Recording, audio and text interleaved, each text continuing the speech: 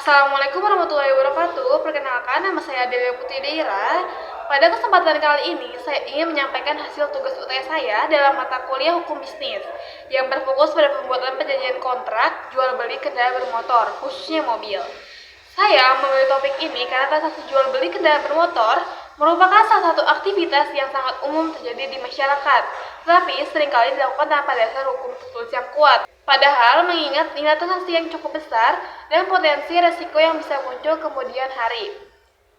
Keberadaan perjanjian tertulis ini sangat penting untuk melindungi hak dan kewajiban kedua belah pihak. Latar belakang tema ini adalah karena jual beli kendaraan bermotor bukan hanyalah soal kesepakatan harga saja, tapi juga berkaitan erat dengan aspek administrasi hukum seperti proses balik nama, pengalihan hak milik, serta jaminan keabsahan dokumen kendaraan tersebut. Banyak kasus di masyarakat, terutama dalam jual beli kendaraan bekas, yang menimbulkan masalah karena tidak adanya perjanjian tertulis. Contohnya, setelah kendaraan diserahkan, ternyata ada tunggakan pajak kendaraan dalam jaminan kredit, atau bahkan kendaraan hasil tindak pidana. Hal seperti ini hanya bisa dicegah dengan adanya perjanjian tertulis. Selain itu, melalui pembuatan perjanjian ini, kedua belah pihak dapat memiliki bukti tertulis apabila di kemudian hari terjadi sengketa atau perselisihan. Perjanjian ini juga memberikan kejelasan tentang tanggung jawab dan resiko yang harus ditanggung masing-masing pihak, serta cara penyelesaian perselisihan yang disepakati bersama. Dalam menyusun perjanjian ini, saya menggunakan beberapa dasar hukum yang berlaku di Indonesia. Di antara yang pertama, Kitab Undang-Undang Hukum Perdata, khususnya pasal 1457 sampai 1540, yang mengatur tentang ketentuan jual beli. Yang kedua, saya menggunakan Undang-Undang Nomor 22 Tahun 2009 tentang lalu lintas dan angkutan jalan, yang mengatur tentang kepemilikan kendaraan bermotor dan peralihan hak atas kendaraan. Yang ketiga, saya menggunakan pengaturan Kapolri Nomor 5 Tahun 2012 tentang registrasi dan identifikasi kendaraan bermotor, yang mengatur tata cara balik nama kendaraan bermotor. Ketiga dasar hukum ini saya pilih karena langsung berkaitan dengan legalitas jual beli kendaraan bermotor, status kepemilikan, hingga prosedur pengalihan hak milik dan pendaftaran kendaraan. Saya menyusun perjanjian ini dengan beberapa pertimbangan. Yang pertama, agar semua hal disepakati dalam transaksi ini bersifat mengikat dan dapat dijadikan bukti hukum. Kedua, isi perjanjian saya buat cukup rinci, mulai dari identitas kedua belah pihak, detail objek perjanjian, harga jual, metode pembayaran, hingga ketentuan penyerahan kendaraan dan peralihan hak milik. Di bagian jaminan keabsahan, saya menegaskan bahwa kendaraan yang dijual benar-benar milik pihak pertama, tidak dalam sengketa dan tidak dalam jaminan pihak lain. Hal ini penting untuk mencegah terjadinya sengketa di kemudian hari. Saya juga menambahkan pasal tentang sanksi atau denda apabila keterlambatan pembayaran sisa harga, agar kedua belah pihak benar-benar menjalankan kesepakatan sesuai dengan waktu yang telah ditentukan. Selain itu, saya cantumkan ketentuan tentang resiko kerusakan atau kehilangan kendaraan yang sejak penyerahan menjadi tanggung jawab pembeli. Tujuan utama pembuatan perjanjian ini adalah memberikan kepastian hukum dan perlindungan bagi kedua belah pihak. Selain itu, sebagai bukti bahwa transaksi yang dilakukan benar-benar atas dasar kesepakatan bersama dan ada itikat baik. Perjanjian ini juga saya maksudkan agar dapat dijadikan contoh perjanjian sederhana namun sah secara hukum, lengkap dari segi isi, dan dapat dipertanggungjawabkan apabila digunakan dalam transaksi nyata di masyarakat. Selanjutnya, saya akan menjelaskan isi surat perjanjian jual beli motor. Yang pertama ada pembukaan. Pada hari ini, Rabu tanggal 30 April 2025, yang bertempat di Depok, telah terjadi kesepakatan dan perjanjian jual beli kendaraan berupa mobil antara kedua belah pihak yang bertindak atas nama pribadi masing-masing dengan rincian sebagai berikut.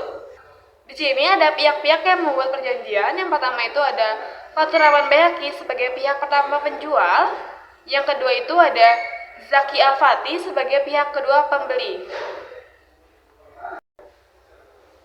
Selanjutnya, di sini itu adalah latar belakang perjanjian kontrak. Pihak pertama merupakan pemilik sah sebuah unit kendaraan roda 4 tipe sedan merek Honda Civic tahun 2020. Kendaraan tersebut dalam kondisi bekas namun masih memenuhi syarat untuk digunakan di jalan.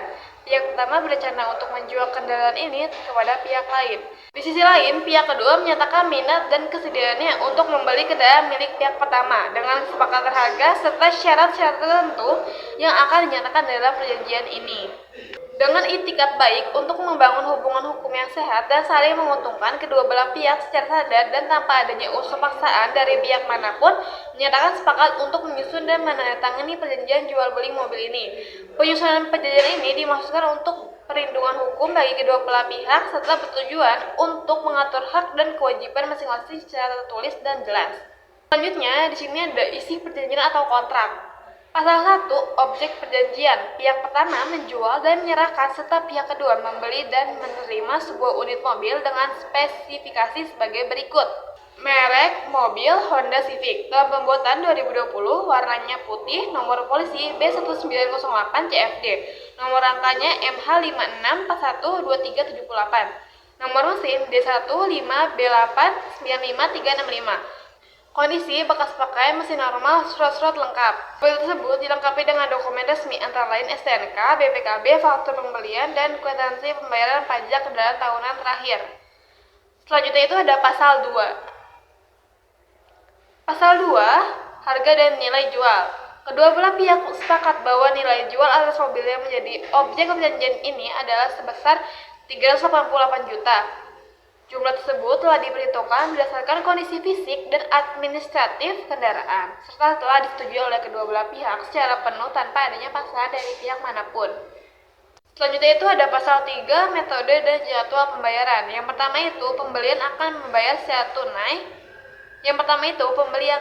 secara tunai kepada penjual sebesar 125 juta pada saat penandatanganan surat perjanjian ini. Yang kedua, sisa pembayaran sebesar 263 juta akan diselesaikan oleh pembeli melalui transfer bank ke rekening penjual paling lambat 14 hari kalender sejak tanggal penandatanganan perjanjian ini.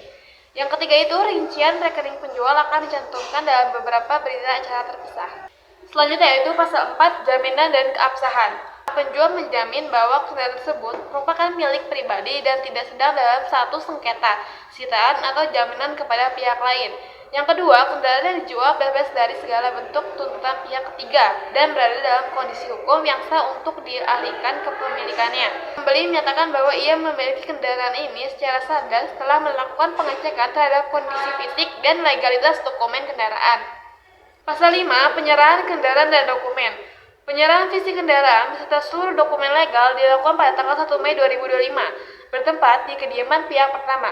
Setelah penyerahan dilakukan, segala hak milik, tanggung jawab hukum, serta kewajiban atas kendaraan beralih sepenuhnya kepada pihak kedua. Selanjutnya itu pasal 6, peralihan hak milik.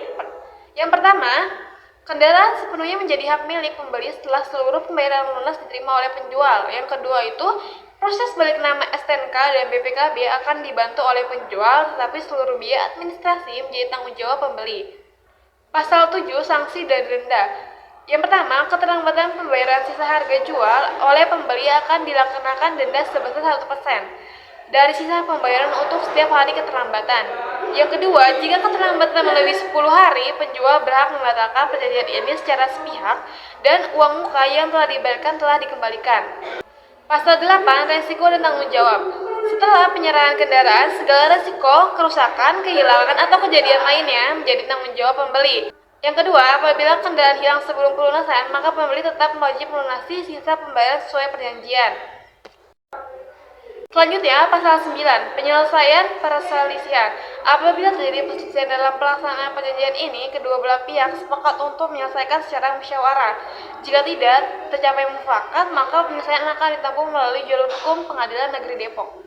Pasal 10, penutup. Demikian perjanjian ini dibuat dalam dua rangkap yang masing-masing bermaterai cukup dan mempunyai kekuatan hukum yang sama.